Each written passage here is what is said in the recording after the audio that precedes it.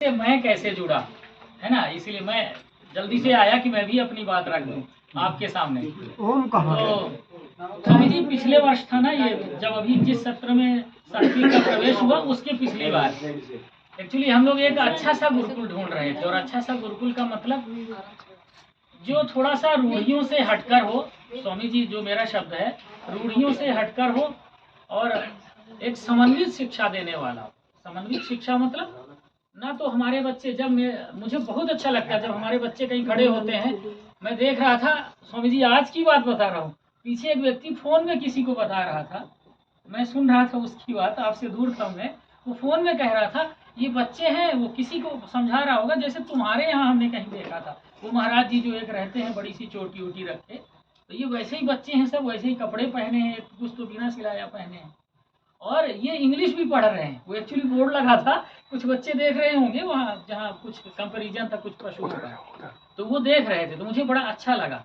तो मैं आपको जो बता रहा था, हम ऐसा गुरुकुल ढूंढ रहे थे, तो कहीं से पता चला मुझे, सिद्धार्थ जी से पता चला सबसे पहले, तो मैंने कहा मैं जाके देखूंगा। तो मेरे एक मित्र हैं, आपके पास गए थे, डॉक्टर दिनकर प्रसाद पांडे, हम लोग दिल्ली में मिले, और अचानक स्वामी जी, बिल्कुल अचानक, मैं बच्चियों को छोड़ के आया था, छोटी बच्चियां थी, थोड़ा सा तो मन अच्छा नहीं था, मैंने कहा देखते हैं सात्विक के लिए भी कुछ व्यवस्था।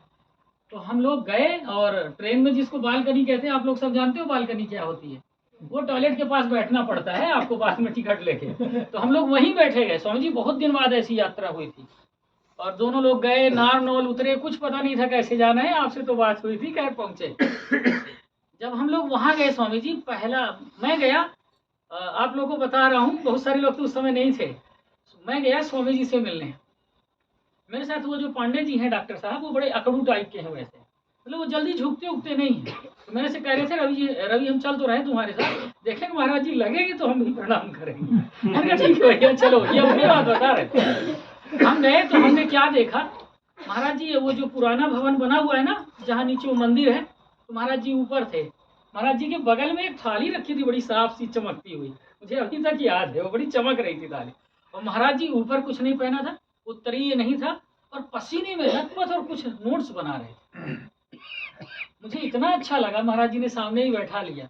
एक जो वाइब्रेशन होते हैं, आप लोग जैसे उम्र बढ़ेगी तो ये चीज अभी आप महसूस तो करते हो, अभी उसको समझते नहीं, जैसे उम्र बढ़ेगी तो बड़ा अच्छा वाइब्रेशन मिला, बहुत अच्छा लगा। और महाराज जी, अब हम लोग तो इतना अच्छा खाना मिला था महाराज जी, तो हमने तो बढ़िया से खा लिया। महाराज जी बोले दूध पी के सोना है, खैर जैसे तैसे हमने दूध पिया और सोए। महाराज जी वो जो वो शेड टाइप का बना था पहले शुरू में, वहाँ हम लोग सोए, और इतना ध्यान रखा, जो लोग थे उस समय थे और कुछ ब्रह्मचारी थे, मुझे लगा यहाँ आना चाहिए।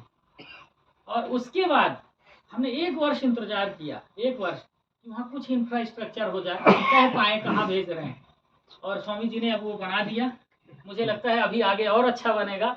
और जब मैं स्वामी जी से मिला, मैंने पिताजी को सब बताया फोन पर, पिताजी व्यवस्था कुछ नहीं लगी मुझे वहाँ खास, मैं सच बता रहा हूँ, पिताजी है सामने। मैंने कहा लेकिन मुझे महाराज जी बड़े अच्छे लगे, मुझे लगता है कर ले जाएंगे।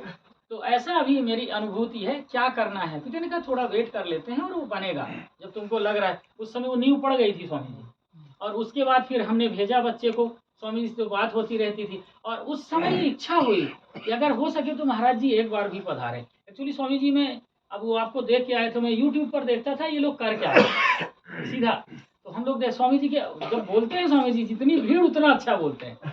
मुझे ये लगा स्वामी जी को अच्छा मंच दो, अच्छा विषय हो, है ना, खासतौर में समसामयिक विषय बहुत अच्छा बोलते, लगते नहीं कि व्याकरण वाले है ना, व्याकरण वाले बहुत कठिन हो जाते हैं आम जनता के लिए। तो स्वामी जी ने बोला, आनंद आ गया, मैं सुनता रहा, और मुझे लगा कभी ये पधारे। और आज मैं स्वामी जी से कह रहा हूँ, आप बैठे हुए हैं, चाहे हमारे महाराजपुर का कार्यक्रम हो या रीमार, स्वामी जी अभी थोड़ा सा पिताजी के अस्वस्थ होने से चीजें बिगड़ी हैं, नहीं तो ऐसा था, रीमार थी तो छोटी एक गांव की आर्य समाज, लेकिन अधिकतर लोग देश में जानते थे।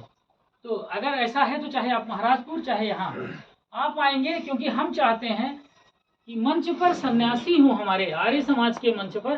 पिताजी मैं देखता आया आर्य समाज के कार्यक्रम बचपन से, जैसे ये बच्चे छोटे छोटे, तो पिताजी हरदम कहते थे, जब ये लोग प्लान करते थे तो हम लोग ऐसे बैठे रहते थे, लोग प्लान करते रहते, कहते थे एक सन्यासी तो होना चाहिए मंच में, ये रहता था एक सन्यासी।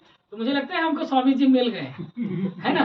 तो स्वामी जी आते रहेंगे ऐसे ही, और हमारे कार्यक्रम क्योंकि स्वामी जी यहाँ परिवर्तन बहुत आया है। लोग कहते नहीं कि आर्य समाज का है, लेकिन हमारे यहाँ चर्च है स्वामी जी, बगल में चर्च है, लेकिन एक भी व्यक्ति अभी यहाँ ईसाई नहीं बन पाया।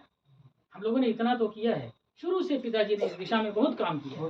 तो हम लोग ये चाहते हैं कि आप जैसा विद्वान, तेजस्वी और प्रखर व्यक्तित्व आए, क्योंकि ऐसे लोग तो प्रखरता में ही दबते हैं। तो आप पधारते रहें और ऐसी ही कृपा हम पर बनी रहे, है ना, आपका आशीर्वाद मिले। धन्यवाद, मैंने अपनी बात कह दी है।